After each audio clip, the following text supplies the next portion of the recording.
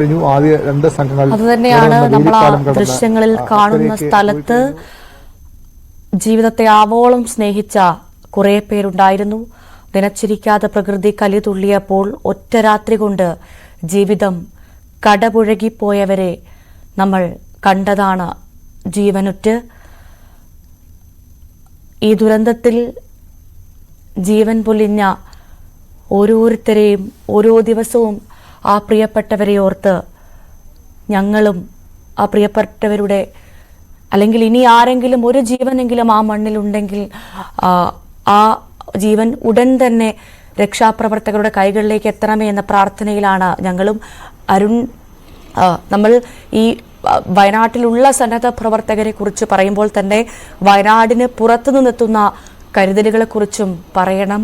കാരണം ഒരു ദുരന്തമുണ്ടാകുമ്പോൾ ഒന്നാകുന്ന മലയാളികളെ ഇതിനു മുൻപും നമ്മൾ കണ്ടതാണ്. പല ദുരന്തങ്ങളിലും അതേപോലെ തന്നെ ഒത്തൊരുമിച്ച് തോളോട് തോൾ ചേർന്ന് നിന്ന് തങ്ങളുടെ വീട്ടിലാണ് ഈ ദുരന്തമുണ്ടായത് എന്നതുപോലെ തന്നെ ആ നാടിനെ നോക്കിക്കാണുന്ന മലയാളികളെ നമ്മൾ കാണുന്നുണ്ട്.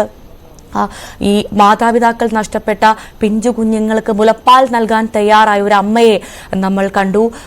ഏറ്റവും പ്രധാനമായി പിഞ്ചു കുഞ്ഞുങ്ങളുണ്ടോ, ഞങ്ങൾ നോക്കിക്കോളാം, ഞങ്ങൾക്ക് മക്കളില്ല എന്ന് പറയുന്ന മലയാളികളെ നമ്മൾ കണ്ടു.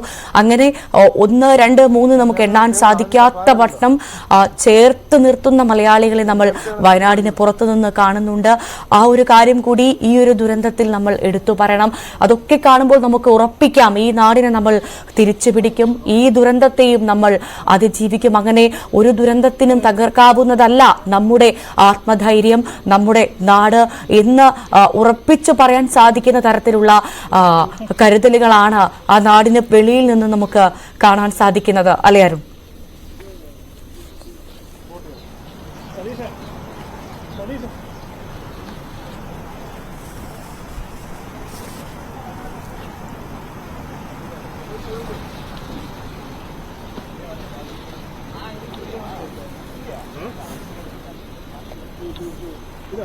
അരുൺ, കേൾക്കാമോ?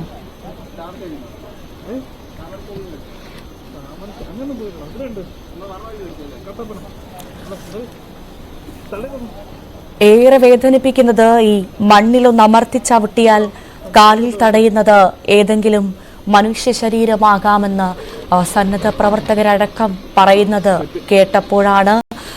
അത് ചിലരുടെ അമ്മയോ അച്ഛനോ പൊന്നോമന മക്കളോ ആകാം. ശ്വാസം നിലച്ചതുപോലെയുള്ള ഏങ്ങലടികളായിരുന്നു മുണ്ടക്കയിൽ നമ്മൾ കഴിഞ്ഞ 3 ദിവസവും കേട്ടത്.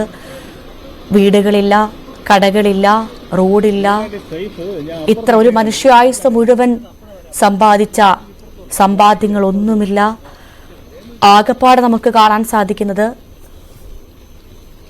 ചിതറിക്കിടക്കുന്ന പാത്രങ്ങളും വീട്ടുപകരണങ്ങളും വസ്ത്രങ്ങളും ഉടമകളെ നഷ്ടപ്പെട്ട് അലഞ്ഞു നടക്കുന്ന ജീവികളെ മാത്രമാണ്. അരുൺ തുടരുന്നുണ്ട്. അരുൺ, ഞാൻ പറയുകയായിരുന്നു, നമ്മൾ വയനാട്ടിലുള്ള സന്നദ്ധ പ്രവർത്തകരെ പറയുമ്പോൾ വയനാടിന് പുറത്തു നിന്നുള്ള മലയാളികളുടെ, മനുഷ്യരുടെ, അങ്ങനെ പറയാനാണ് ഏറെ ഇഷ്ടപ്പെടുന്നത്, മനുഷ്യരുടെ കരുതലുകളെ കുറിച്ചും പറയണം. കാരണം നമ്മൾ കേട്ടതാണ് കഴിഞ്ഞ ദിവസം പിഞ്ചു കുഞ്ഞുങ്ങൾക്ക് വേണ്ടി മുലപ്പാൽ നൽകാൻ തയ്യാറായ ഒരു അമ്മയെക്കുറിച്ച്, ഒപ്പം പിഞ്ചു കുഞ്ഞുങ്ങളെ ഏറ്റെടുക്കാൻ തയ്യാറായ മനുഷ്യരെ കുറിച്ച്. അങ്ങനെ എണ്ണിയാലൊടുങ്ങാത്ത നന്മകൾ മനുഷ്യർക്കിടയിൽ നിന്ന് ആ നാട്ടിലേക്ക് ഒഴുകിയെത്തുമ്പോൾ ഈ പ്രതിസന്ധിയെയും ഈ വലിയ ദുരന്തത്തെയും നമ്മൾ അതിജീവിക്കും എന്ന് തന്നെയല്ലേ നമുക്ക് മനസ്സിലാക്കുന്നത്. അത്രമാത്രം നന്മയുള്ള കുറെ മനുഷ്യരുള്ള നാടാണ് നമ്മുടേത്.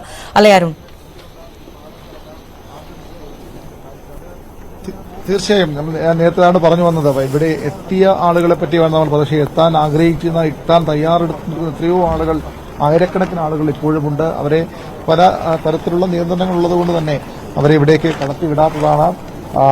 അല്ലെങ്കിൽ സ്വാഭാവികമായും എല്ലാവരും ഒരുപക്ഷെ ഇവിടേക്ക് എത്താൻ തയ്യാറെടുത്ത് തന്നെയാണ്, മനസ്സോടുകൂടി തന്നെയാണ് നിൽക്കുന്നത്. അതുതന്നെയാണ് മലയാളികളുടെ പ്രത്യേകത. നേരത്തെ ഭവ്യ പറഞ്ഞതുപോലെ മുലപ്പാൽ നൽകാൻ തയ്യാറായി അമ്മമാർ. അത് ഒരു അമ്മയുടെ കാര്യം നമ്മൾ ആദ്യം കേട്ടെങ്കിൽ നിരവധി അമ്മമാർ അത്തരത്തിൽ മുന്നോട്ട് പോകുന്നതിന് തിരുവനന്തപുരത്ത് നിന്ന് പോലും അത്തരത്തിലുള്ള ചില അന്വേഷണങ്ങൾ ഉണ്ടാകുന്നുണ്ട്. ഇവിടെ നിന്നും ആളുകൾ എന്ത് സേവനം നൽകാനും തങ്ങളുടെ സമ്പാദ്യം നൽകാൻ, തങ്ങളുടെ ജീവൻ പോലും പണയം വെച്ച് എത്തുന്ന ആളുകൾ തന്നെയാണ് ഇവിടെ മലയാളികളുടെ ഒരു പ്രത്യേകതയായി നമുക്ക് പറയാൻ കഴിയുന്നത്. നമ്മുടെ അഭിമാനത്തോടുകൂടി തന്നെ പറയാൻ കഴിയുന്ന ഒരു കാര്യമാണത്. ആ ഒരു വളരെ ഇത്രയും വലിയ ദുഃഖത്തിനിടയിലും ഏറ്റവും വലിയ ആശ്വാസമായി മാറുന്നതും ഒരുപക്ഷെ അത്തരം കാഴ്ചകളും അത്തരം വാർത്തകളുമാണ്. അതുതന്നെയാണ് ഇവിടെ നിന്ന് നമുക്ക് പങ്കുവയ്ക്കാൻ കഴിയുന്നത്. ഈ എന്ത് ദുരിതമുണ്ടായാലും ആരും അവർ ഒറ്റയ്ക്കല്ല, അവർക്കൊപ്പം ഒരു നാട് ഒന്നാകെ നിൽക്കുമെന്ന ഉറച്ച വാക്കാണ്, ഉറച്ച പ്രതീക്ഷയാണ് ഈ ആളുകൾ നൽകുന്നത്. അതുതന്നെ ഏറ്റവും പ്രധാനപ്പെട്ട കാര്യം, ഇപ്പോൾ സന്നദ്ധ ഒക്കെ ഇവിടേക്ക് വന്നുകൊണ്ടിരിക്കുന്നു. അവർ അകത്തേക്ക് കടക്കുകയാണ്. അവരെ കൃത്യമായ നിർദ്ദേശങ്ങൾ നൽകിയാണ് സേനാ വിഭാഗങ്ങളും പോലീസ് ഉദ്യോഗസ്ഥരുമൊക്കെ അവിടേക്ക് അയക്കുന്നത്. കൃത്യമായ ഏകോപനം വേണം. എല്ലാവർക്കും രക്ഷാദൌത്യത്തിനെത്താനുള്ള ആഗ്രഹമൊക്കെ ഉണ്ടാകും. പക്ഷേ അങ്ങനെ പോയാൽ പറ്റില്ല. കൃത്യമായി അതിന് കൃത്യമായ പരിശീലനം ലഭിച്ച ഉദ്യോഗസ്ഥരുടെ സാന്നിധ്യം ഉണ്ടാകണം. അതിനുള്ള സേവനമുണ്ട്. പ്രത്യേകിച്ച് ഇനിയൊക്കെ ഭൗതികദേഹങ്ങളൊക്കെ കണ്ടെടുക്കുമ്പോൾ കഴിഞ്ഞ ദിവസങ്ങളിലെ പോലെ ആകില്ല കാര്യങ്ങൾ. അത്ര പെട്ടെന്ന് ഒരു ശരീരം ഉയർത്തിക്കൊണ്ടുവരാൻ കഴിയാത്ത അവസ്ഥയുണ്ടാകും. അപ്പോൾ അതിനൊക്കെ ഉള്ള കൃത്യമായ പരിശീലനം ലഭിച്ച ഉദ്യോഗസ്ഥരുടെ നിർദ്ദേശങ്ങൾ പാലിക്കപ്പെടണം. അതിനനുസരിച്ച് മാത്രമേ രക്ഷാപ്രവർത്തനം മുന്നോട്ട് പോകാവൂ. കൃത്യമായ ആസൂത്രണം വേണം, കൃത്യമായ ഏകോപനം വേണം.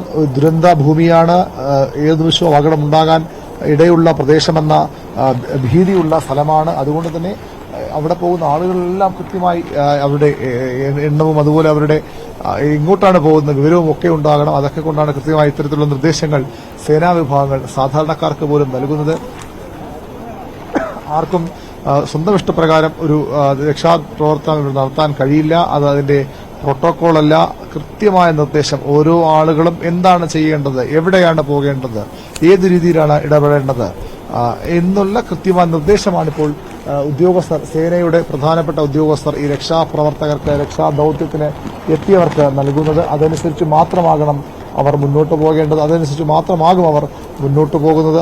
അത്തരം കാഴ്ചകളാണ് നമ്മൾ കഴിഞ്ഞ ദിവസങ്ങളിലൊക്കെ കണ്ടത്. അല്ലാതെ എല്ലാവരും ഇവിടെ വന്ന് ഓരോരുത്തർക്കും തോന്നും പോലെയുള്ള ഒരു രക്ഷാപ്രവർത്തനമല്ല നടത്തേണ്ടത്. കൂടുതൽ ആളുകൾ, കൂടുതൽ സന്നദ്ധ പ്രവർത്തകർ അപ്പുറത്തേക്ക് പോവുകയാണ്. അതിന്റെ ദൃശ്യങ്ങളാണ് ഇപ്പോൾ ഉള്ളത്. അതിന് അവർക്കും കൃത്യമായ വഴികാട്ടിയായ കൃത്യമായ നിർദ്ദേശം നൽകിക്കൊണ്ട് സേനാ ഉദ്യോഗസ്ഥർ, ഇന്ത്യൻ സേനയുടെ അഭിമാനങ്ങളായ ഉദ്യോഗസ്ഥരുണ്ട്. ഇന്ത്യൻ പോലീസിന്റെ എല്ലാ വിശ്രമവും മാറ്റിവെച്ചുകൊണ്ട് പണിയെടുക്കുന്ന പോലീസ് ഉദ്യോഗസ്ഥരുണ്ട്, ഫയർഫോഴ്സ് ഉദ്യോഗസ്ഥരുണ്ട്, NDRF, SDRF സംഘങ്ങളുണ്ട്, നാട്ടുകാരുണ്ട്. എല്ലാവരും ഒറ്റക്കെട്ടായി ഒരു ദൌത്യത്തിന്റെ ഏറ്റവും നിർണായകമായ ദിവസത്തിലേക്ക് കടക്കുകയാണ്, നിർണായക മണിക്കൂറുകളിലേക്ക് കടക്കുകയാണ്. കൂടുതൽ രക്ഷാപ്രവർത്തകർ ഈ പാലം കടന്ന് അപ്പുറത്തേക്ക് പോകുകയാണ്. ആ ദൃശ്യങ്ങളാണ് ഇപ്പോൾ പ്രേക്ഷകരിലേക്ക് എത്തിക്കുന്നത്. ഇപ്പോഴും ഈ വളരെ കരുതുള്ളി എന്ന വണ്ണം ഈ പുഴ കുത്തി ഒഴുകുകയാണ്. അതിനെ മറികടന്നുകൊണ്ട്, ആ ഒഴുക്കിനെ മുറിച്ചു കടന്നുകൊണ്ടാണ് രക്ഷാദൌത്യം ഇപ്പോൾ പുരോഗമിക്കുന്നത്. പ്രകൃതിയുമായി പോരടിച്ചുകൊണ്ടാണ് ആ രക്ഷാദൌത്യം മുന്നോട്ട് പോകുന്നത്. എത്ര വലിയ പ്രതിസന്ധി വന്നാലും, എത്ര വലിയ വിഷമങ്ങളുണ്ടായാലും അതിനെല്ലാം മറികടക്കുമെന്ന ഉറച്ച മനസ്സോടുകൂടിയാണ് രക്ഷാദൌത്യം പുരോഗമിക്കുന്നത്. ഒരു തരത്തിലും പിന്നോട്ട് പോകാൻ കഴിയില്ല ഈ രക്ഷാപ്രവർത്തകർക്ക്. ഒരു തരത്തിലും അവർക്ക് ഒന്ന് വേഗം കുറയ്ക്കാൻ കഴിയില്ല. അങ്ങനെ കുറയ്ക്കാൻ സാഹചര്യമല്ല. തങ്ങളുടെ പ്രിയപ്പെട്ടവർ, സഹോദരങ്ങൾ വലിയ ദുഃഖമാണ് അനുഭവിക്കുന്നത്. ആ ദുഃഖത്തിന് അല്പമെങ്കിലും ആശ്വാസം നൽകാൻ, ആ ദുഃഖത്തിന് അല്പമെങ്കിലും വേദനയ്ക്ക് അല്പമെങ്കിലും കുറവ് നൽകാൻ ഉള്ള തീവ്ര ശ്രമത്തിലാണ് ഈ രക്ഷാദൌത്യത്തിൽ ഏർപ്പെട്ടിരിക്കുന്ന പ്രവർത്തകരുള്ളത്. കൂടുതൽ ഉദ്യോഗസ്ഥർ ഇവിടേക്ക് എത്തുന്നു. കൂടുതൽ ആംബുലൻസുകൾ, സേനയുടെ ആംബുലൻസ് അടക്കമുള്ളവ ഇവിടേക്ക് എത്തുന്നു. ആ ദൃശ്യങ്ങളിലേക്ക് പോകാനാകുമെന്ന് കരുതുന്നു. അരുൺ ബാലോഡിന്റെ ഇടതുവശത്ത് പുതിയ ദൃശ്യങ്ങളിലേക്ക് പോകാമെന്നാണ് പ്രതീക്ഷിക്കുന്നത്. അവിടെ ഇന്ത്യൻ സേനയുടെ ആംബുലൻസ് സംവിധാനങ്ങളടക്കം ഇവിടേക്ക് എത്തുന്നു. ആ ഭാഗത്തേക്ക് കൂടി ദൃശ്യങ്ങൾ വൈകാതെ എത്തിക്കാനാകും. അതിൽ കൂടുതൽ ഉദ്യോഗസ്ഥരുണ്ട്. വളരെ ദുഷ്കരമായ സാഹചര്യങ്ങളിലാണ് ഇവിടെ എല്ലാ പ്രവർത്തനങ്ങളും നടക്കുന്നത്. മാധ്യമപ്രവർത്തനം ഉൾപ്പെടെ നമ്മൾ സാധാരണ കാണുന്ന തരത്തിലുള്ള ഒരു മാധ്യമപ്രവർത്തന ശൈലിയിൽ നിൽക്കാൻ കഴിയുന്ന ഇടമല്ല ഇവിടെ. കൃത്യമായ നിർദ്ദേശങ്ങൾ, നിയന്ത്രണങ്ങൾ പാലിക്കപ്പെട്ട് തന്നെ പോകേണ്ട ഇടമാണ്. അതെല്ലാവർക്കും ബാധകമാണ്. അത് തിരിച്ചറിഞ്ഞുകൊണ്ട് തന്നെയാണ് ഇവിടെ എല്ലാവരും നിൽക്കുന്നത്. തികച്ചും പരിമിതമായ സാഹചര്യങ്ങളാണ്, തികച്ചും പരിമിതമായ അന്തരീക്ഷമാണ് അവിടെ. ഈ രക്ഷാദൌത്യം ഏറ്റവും പ്രധാനം ഈ രക്ഷാദൌത്യം തന്നെയാണ്. അത് തിരിച്ചറിഞ്ഞുകൊണ്ട് ആണ് ഇവിടെ നിൽക്കുന്ന ഓരോ ഉദ്യോഗസ്ഥനും ഓരോ മാധ്യമപ്രവർത്തകനും അതുപോലെ ഓരോ സാധാരണ ജനങ്ങളും ഇവിടെ നിൽക്കേണ്ടത്. അത് കൂടി ഇടയ്ക്കിടയ്ക്ക് സർക്കാരും സേനാ വിഭാഗങ്ങളും ഓർമ്മിപ്പിക്കുന്നുണ്ട്. അത്രയധികം ആർക്കും ഒരു അധികാരവും കാണിക്കാൻ കഴിയുന്ന സ്ഥലമല്ല ഇത്. തങ്ങൾക്ക് ആർക്കും ഒന്നും ചെയ്യാൻ കഴിയാത്ത സ്ഥലമാണിത്.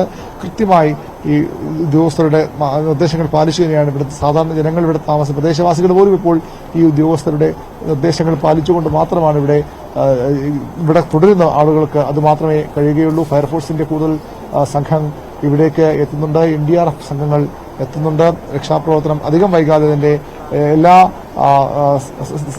പൂർണ്ണ സജ്ജമായും എന്ന് തന്നെ പ്രതീക്ഷിക്കാം. പൂർണ്ണമായും ദൌത്യം അതിന്റെ എല്ലാ സ്ട്രെങ്തിലും മാറുമെന്ന് പ്രതീക്ഷിക്കാം. പുഴ കടന്ന് മലയിലേക്ക് കയറുകയാണ് രക്ഷാപ്രവർത്തകർ. ഓരോ സംഘങ്ങളായി 30 പേര് ഈ ടീമുകളിൽ ഉണ്ടാകും. 6 മേഖലകൾ തിരിച്ചുള്ള സംഘങ്ങളാണ്. ഓരോ ആളുകളെയും കൃത്യമായി തിരഞ്ഞെടുത്ത് നിർദ്ദേശങ്ങൾ നൽകുകയാണ് സേനാ ഉദ്യോഗസ്ഥർ, രക്ഷാപ്രവർത്തകർ. എല്ലാ ക്രമീകരണങ്ങളും കൂടി വേണം അവർ അവിടേക്ക് പോകേണ്ടത്. അവർക്ക് വേണ്ട ഭക്ഷണം, വെള്ളം ഉൾപ്പെടെ എത്തിക്കാൻ മറ്റ് സംവിധാനങ്ങൾ അതിനുവേണ്ടി പ്രത്യേക അവരാണ് നേരത്തെ സൂചിപ്പിച്ച ഈ രക്ഷാദൌത്യത്തിൽ ഏറ്റവും പ്രധാനപ്പെട്ട മറ്റൊരു വിഭാഗം. ഈ തങ്ങളുടെ സഹജീവികൾ ഇത്തരം ദുരിതത്തിൽപ്പെടുമ്പോൾ അവരെ രക്ഷിക്കാനെത്തിയ പ്രവർത്തകർക്ക് ആഹാരവും അതുപോലെ തന്നെ വെള്ളവും ഒക്കെ നൽകാൻ വലിയ പ്രയത്നം നടക്കുന്നുണ്ട്. അത് ഒരുപക്ഷെ ഈ വയനാട് മാത്രമല്ല, താഴെ കോഴിക്കോട് നിന്ന് പോലും ആഹാര സാധനങ്ങളുമായുള്ള വാഹനങ്ങൾ ഇവിടേക്ക് കഴിഞ്ഞ ദിവസങ്ങളിലൊക്കെ വരുന്നവർ കണ്ടതാണ്. എത്ര ആഹാരം വേണമെങ്കിലും എത്തിക്കാൻ തയ്യാറാണ് എന്ന ഒരു പ്രഖ്യാപനത്തോടുകൂടി സ്വയം മുന്നിട്ടിറങ്ങുന്ന, സ്വയം സന്നദ്ധമായി ഇറങ്ങുന്ന ആളുകളാണ് ഇവിടെയുള്ളത്.